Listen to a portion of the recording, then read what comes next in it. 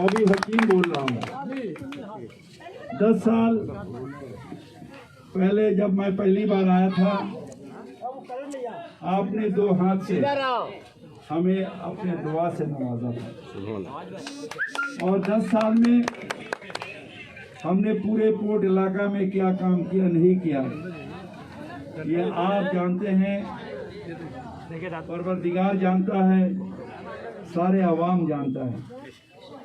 मैं अपने मुंह से अपने बड़ाई नहीं करूंगा, क्योंकि बंगला में कहा जाता है नीचे के जे बड़ो बोले बड़ो सोई माँ है, लोके जारे बड़ो बोले।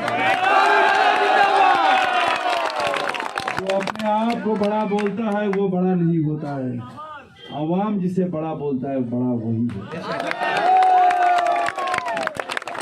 मगर मैं सिर्फ आपसे ये इल्तिजा करता हूँ, मैं वोट नहीं मांगने आया हूँ, मैं आपके दुआ के मोहताज हूँ, मैं आपके दुआ के लिए यहाँ पर आया हूँ। आपके दुआ आपके आशीर्वाद अगर हमारे साथ रहा तो हम होंगे कामयाब।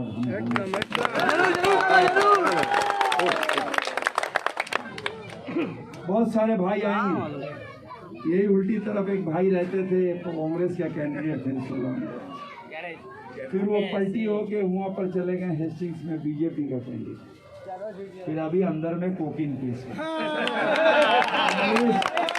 हर साल किसी को देता है जो कोकीन के लिए, नहीं तो बंदूक।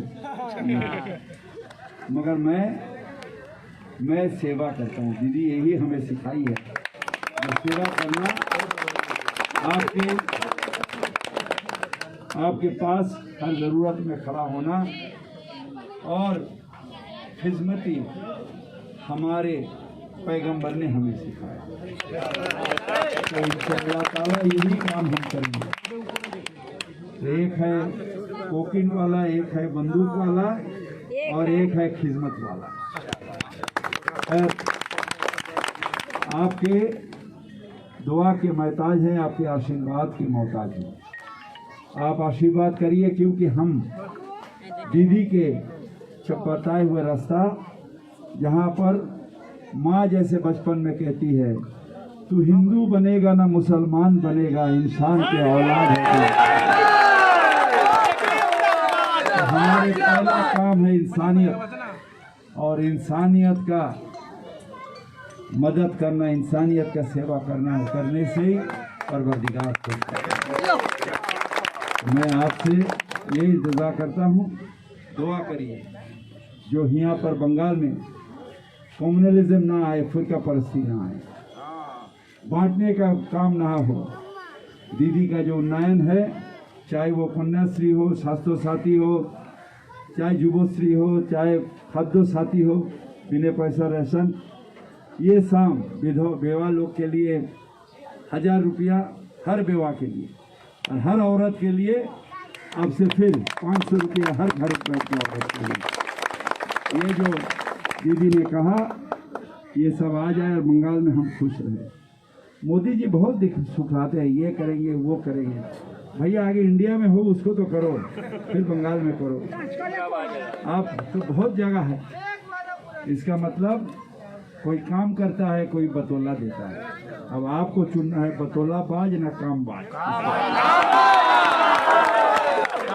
इसलिए मैं आपसे ये इंतज़ार करता हूँ, कहिए ममता तुम आगे बढ़ो, हम तुम्हारे साथ हैं। गोविंद आप आगे बढ़े, हम आपके साथ।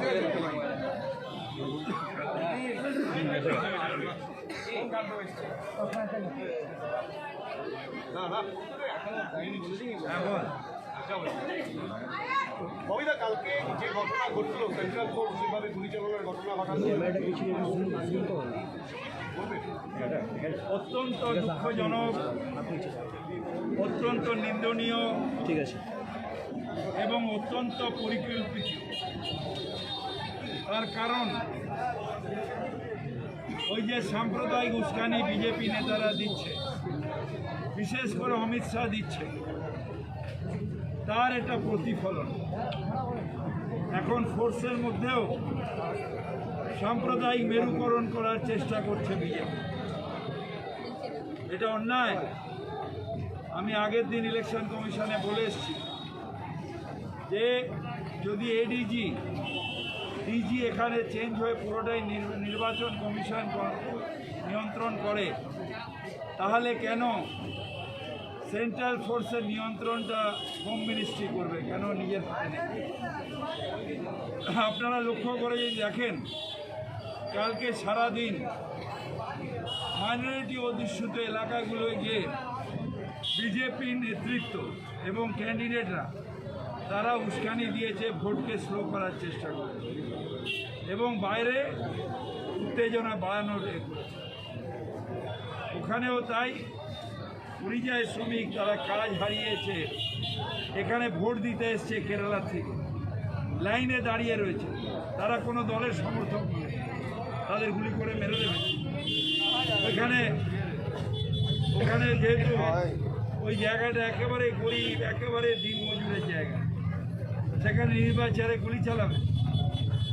আগে টিয়ার গ্যাস চালানোর কথা, তারপর রাবার বুলেট, তারপর এয়ারে ফায়ার, তারপর পায়ে ফায়ার, তারপর ফায়ার। কোন প্রসেসটা মানা হয়েছে? কেন 4টে প্রাণ চলে গেল? শুধু অমিত শাহর খেয়াল খুশি আর ইনস্ট্রাকশনে, আর বেছে বেছে নিজেদের মনোভাবাপন্ন মানুষগুলোকে পশ্চিমবঙ্গে সেন্ট্রাল ফোর্স করে পাঠিয়ে, সব সেন্ট্রাল ফোর্স বলছি না, অনেকে আছে যারা নিষ্ঠার সাথে কাজ করছে, কিন্তু কিছু কিছু জায়গায় এইরকম কাজ হচ্ছে। আমি এর প্রতিবাদ চাই এবং মমতা বন্দ্যোপাধ্যায়কেও আজকে ইলেকশন কমিশন সেইখানে পৌঁছতে আটকাচ্ছে। কেন? রাজ্যের মুখ্যমন্ত্রী মানুষ যখন কষ্টে রয়েছে, মানুষ যখন তার মৃতর বাড়িতে বা হাসপাতালে দেখতে যাওয়ার অধিকার মুখ্যমন্ত্রীর নেই, সেখানে ইলেকশন হয়ে গেছে। ইলেকশনের মধ্যে যাওয়াটা অন্যায়, তাই মমতা ব্যানার্জি কালকে যাবে। আজকে কেন? আজকে কেন আটকানো যায়? মুখ্যমন্ত্রী আজও তিনি, তাকে আটকানো যায় না। নির্বাচন কমিশন বিজেপির কথায় কাজ করছে, এটাই দুঃখের। যা বিজেপি চাইছে তাই করছে। ইসির বয়ান আর এসপির বয়ানের মধ্যে একাধিক ফারাক, এবং সিআইএসএফ তাদের স্টেটমেন্ট জারি করার আগে এসপি বলে দিলেন নাকি বন্দুক কেড়ে নেওয়ার চেষ্টা করা হয়েছে। এগুলো হচ্ছে এসপিকেও ডেপুট করা হয়েছে। নির্বাচন কমিশন সব লণ্ডভণ্ড করে দিয়েছে। যে একটা ল অ্যান্ড অর্ডারের প্রসেস থাকে, সেই প্রসেসটা আজকে একটা লোককে বসিয়ে দিলে কালকে সেই এলাকা চিনতে পারে না। আজকে একটা লোককে বসিয়ে দিলে কালকে তার সাথে কোন জায়গায় কি পরিস্থিতি সেটা স্টাডি হয় না। নির্বাচন কমিশন তুগলকি কাজ করছে, তুগলকি কাজ। এইরকমভাবে হয় না। একটা নির্বাচন প্রসেস থাকে, কোনো বড় অফিসার ছোট অফিসার কেউই পক্ষপাতিত্ব করেন না। কিন্তু দুর্ভাগ্য যে পুরো অমিত শাহর ইনস্ট্রাকশনে এই কাজটা হচ্ছে এবং পশ্চিমবঙ্গের মানুষ তার প্রাণ দিয়ে এর প্রতিবাদ।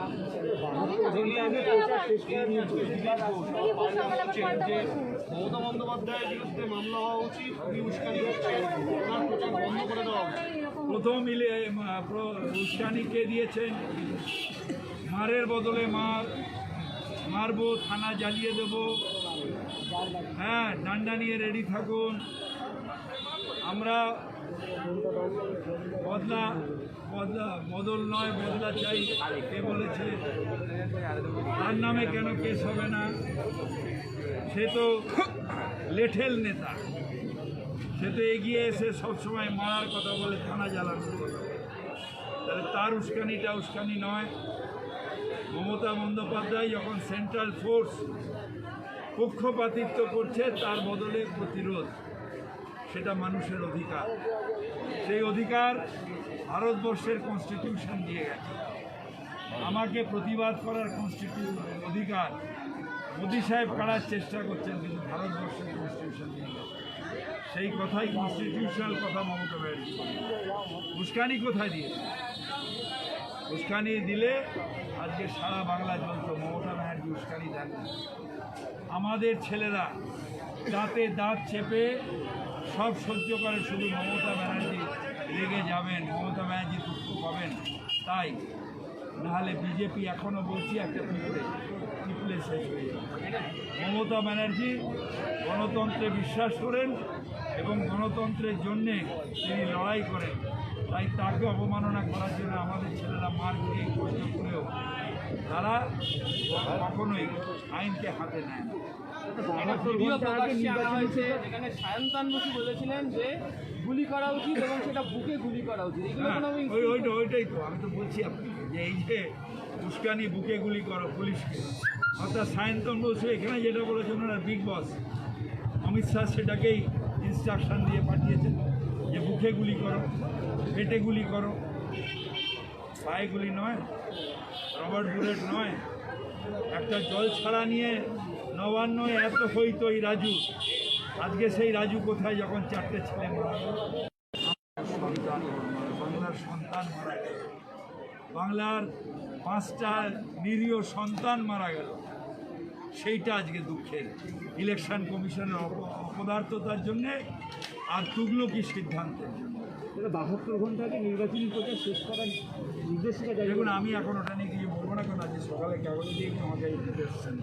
আচ্ছা, রুদ্রনীল একটা আজকে যেটা বলেছে তার হাতে ব্যান্ডেজ দেখিয়ে, যে এই ব্যান্ডেজটা দেখছেন এই ব্যান্ডেজের নাম হচ্ছে ববি হাকিম ব্যান্ডেজ, এবং মানুষের কাছে গিয়েছি, মানুষ তার যেটা বলেছে উন্নয়ন হয়েছে, উন্নয়ন না তার উল্টোটা হয়েছে। 1 নম্বর প্রথমত বলছে, আর দ্বিতীয়ত হচ্ছে ববি হাকিমের লোকজন সব ছুরি কাজি ভোজালি পিস্তল এসব নিয়ে আক্রমণ করে। রুদ্রনীল আমার অনেক দিনের বন্ধু, সবে এখন পাল্টি হয়েছে। সেদিন রাত্রে যখন আলিপুর থানার এটা দেখছিলাম, আলিপুর থানায় পৌঁছে গেছিলেন, যেটা চিত্র থানার ঘটনা, সেখানে দেখছিলাম তখন ব্যান্ডেজ হাতে ছিল না। যাই হোক, যদি হাতে করে থাকে ওর দুটো আরও তুমি 1 মিনিট